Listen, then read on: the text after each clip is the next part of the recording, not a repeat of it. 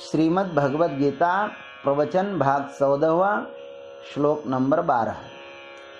ओम त्र्यंबकं यजामहे सुगंधिं पुष्टिवर्धनम् उर्वारुकमिव बन्धनान् मृत्युर्मुक्षीयमामृतात्। सदाशिवसमारम्भान् शंकराचार्यमध्यमाम् अस्मदाचार्यपर्यन्तां वन्दे गुरुपरम्पराम्। वसुदेवसुतं देवं कंसचानूरमर्दनं देवकी परमानन्दं कृष्णं वन्दे जगद्गुरुं। दुर्योधन के भीतर स्थित भय को विनष्ट करने के लिए भीष्म शंख बजाते हैं, किंतु यह सेनापति का कृत्य अन्य योद्धाओं के लिए युद्धारंभ की घोषणा ही प्रतीत हुई। यह अब 12वें श्लोक में कहते हैं, तस्य संजनयन् हर्षं कुरुवृद्धः पितामहः सिंहनादं विनद्योच्चैः शंखं दद्मौ प्रतापवान्। अन्वयार्थ, तस्य हर्षं संजनयन् प्रतापवान् कुरुवृद्धः पितामहः उच्चैः सिंहनादं विनद्य शंखं दद्मौ। दुर्योधन के हृदय में हर्ष उत्पन्न करते हुए प्रभावशाली कौरवों में वृद्ध पितामह भीष्म ने सिंह के समान गरज कर जोर से शंख बजाया है। अब भावार्थ मंजरी। शूरता यह क्षत्रियों का धर्म ही है। वह यदि शिथिल होवे तो उसे जगाना यह वृद्धों का कर्तव्य ही है। लेकिन भीष्म जी ने यहाँ पर जो युक्ति अपनाई वह योग्य है क्या? सुज्ञ पाठकों को इस पर थोड़ा विचार करना चाहिए।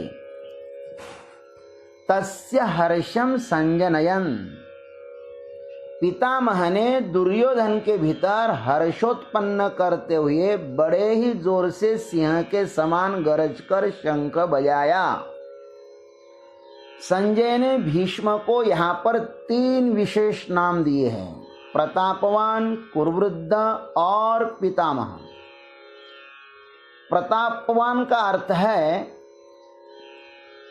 कि भीष्माचार्य को यह विशेषण योग्य ही दिया गया है, क्योंकि यह बड़े ही भीषण त्यागी थे। कांचन और कामिनी का तो त्याग किया ही है इन्होंने, राज्य पद को भी त्याग दिया है। इतना ही नहीं, पुत्रेशना, वित्तेशना और लोकेशना, इन तीनों इच्छाओं का त्याग कर दिया है। ये पितृभक्ति के भी महामेरु थे। शस्त्रास्त्र विद्या में भी बड़े ही प्रतापित हैं। इन्होंने अपने गुरु परशुराम से भी युद्ध में पराजय नहीं स्वीकारी। यह जो इनमें अद्भुत प्रताप है, यह शत्रुओं की पराजय के लिए होना चाहिए था, परंतु आज प्रतिपक्ष में खड़े अपने पौत्र पांडव ही है। यह इनका दुर्भाग्य है। अपनों में प्रताप दिखाना यह कोई बहुत बड़ी बहादुरी नहीं है। घर के लोगों के साथ लड़ना बहुत ही आसान है। बाहर के साथ लड़ो तो पता चले। घर के लोगों के साथ लड़ने में लोग शेर बनते हैं और बाहर के लोगों के साथ लड़ने में भीगी बिल्ली बन जाते हैं। अस्तु, कुरुवृद्धः, वैसे तो वर्तमान में कुरुवृद्ध राजा शंतनु के बड़े भाई बाल्मीकि थे। ये भीष्म जी के ताऊ लगते हैं। इन्हें छोड़कर भीष्म शेष सबसे बड़े हैं। इस युद्ध भूमि में तो अब यही बड़े हैं, अतः इन्हें ही कुरुवृद्ध कहा गया है। यहाँ पर ये वर्तमान कुरुवंश में सबसे अधिक वयोवृद्ध है और साथ में ज्ञान वृद्ध भी है। सही अर्थ में जो वयोवृद्ध तथा ज्ञान वृद्ध है, उनका सौंदर्य युद्ध स्थल पर नहीं, एकांत सेवन एवं शांति प्रियता में ही खिलता है।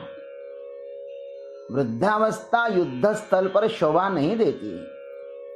बालक या युवा यदि कुछ स्वार्थवश यदा कदा युद्ध जैसी कुरूप परिस्थिति में पाए भी जाए तो उन्हें थोड़ी बहुत क्षमा की जा सकती है, किंतु वयोवृद्ध व्यक्ति का युद्ध में उतरना अक्षम्य ही होगा।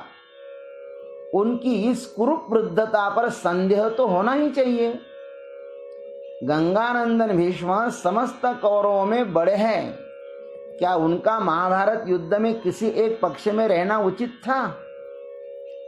यह संदेह हर किसी को आना सहज है। युद्ध अब संभव ही है। यह जब सिद्ध हुआ तब विदुर जी मात्र तीर्थ यात्रा पर निकल गए थे। बलराम जी ने भी कोई पक्ष स्वीकार नहीं किया, वे भी तीर्थ यात्रा पर चल दिए। भीष्म जी को भी इस अवस्था में किसी आश्रम में जाकर संन्यास ले लेना चाहिए था, लेकिन पितामह अपनी प्रतिज्ञा में अटके हुए थे। अतः यह सब जानते हुए भी उन्हें मजबूरीवश युद्ध में उतरना पड़ा। इसलिए मनुष्य को चाहिए कि वह व्यर्थ की प्रतिज्ञा न करे और स्वयं के बनाए हुए जाल में न फंसे। अपने ही हाथों से अपनी आंखें न नोचे, न फोड़े। इन्हें पितामह इसलिए कहा कि यह विशेषण युद्ध स्थल में शंख उद्घोष में भी बड़ा मूल्य रखता है। इस शब्द में आदरणीय आत्मीयता का दर्शन होता है। पितामह, भीष्म पितामह के द्वारा युद्ध स्थल पर युद्धारंभ के पूर्व इस विभत्स ध्वनि को सुनकर सब चराचरात्मक संसार ने मानो लज्जा से अपना सिर नीचे झुका लिया होगा। इसी शंख ध्वनि के द्वारा युद्ध भूमि में युद्धारंभ की घोषणा हुई थी। इस घटना से तो यही संकेत मिलता है कि समस्त कौरव कुल के प्रभावशाली आदरणीय पितामह ने, जो कि समस्त कौरवों में वृद्ध है, उन्हीं ने ही समस्त कौरवों के विनाश के लिए महाभारत युद्ध का शुभारंभ अपने विशाल शंख ध्वनि से किया हो। मानो अपने ही हाथ से अपने नाश का शुभारंभ कर दिया हो। आचार्य द्रोण तो दुर्योधन की इस बचकानी चेष्टा से यत्किंचित भी प्रभावित नहीं हुए और उन्होंने प्रत्युत्तर देने में भी इनकार किया, किंतु पितामह भीष्म ने मात्र दुर्योधन की उत्साह वृद्धि के लिए जो भीषण शंखनाद किया, वह आज भी प्रज्ञावानों के लिए भीष्म के प्रति एक संदेह का द्वार खोल देता है। शूद्र समाज आज भी जितना आदर पांडवों को दे रहा है, उतना भीष्म जी को कदापि नहीं देता। निर्मल एवं निष्पक्ष दृष्टि से देखा जाए तो इस समस्त युद्ध के केंद्र में श्री कृष्ण ही हैं। वही इस युद्ध के निमित्त से अधर्म में प्रवृत्त समस्त क्षत्रिय आसुरी संगठन को निर्मूल करना चाहते हैं। भीष्म एवं द्रोणाचार्य आदि जैसे महान धार्मिक यदि कौरव पक्ष में न हो तो वे युद्ध स्थल पर ही नहीं आएंगे, तब अधर्म का नाश कैसे होगा? अतः इस युद्ध क्षेत्र पर जो कुछ भी हो रहा है, उसके प्रेरक श्री कृष्ण भगवान ही हैं। ये सब कौरव एवं पांडव उस जगदीश्वर की इच्छा से कठपुतलियों की तरह नाच रहे हैं। सूत्रधार तो भगवान श्री कृष्ण ही हैं। उच्चैः सिंहनादम विनद्य शंखम दद्मौ। पितामह ने सिंह के समान जोर से गरज कर शंख बजाया। शम का अर्थ है शांति और खम का अर्थ है छिद्र, उसे शंख कहते हैं। जिसके छिद्र में शांति हो उसे शंख कहते हैं। जैसे सिंह गर्जना करता है तो जंगल के सब पशु पक्षी सावधान हो जाते हैं, वैसे ही भीष्म के शंख बजाते ही सब कौरव अपने विनाश के लिए सावधान हो गए।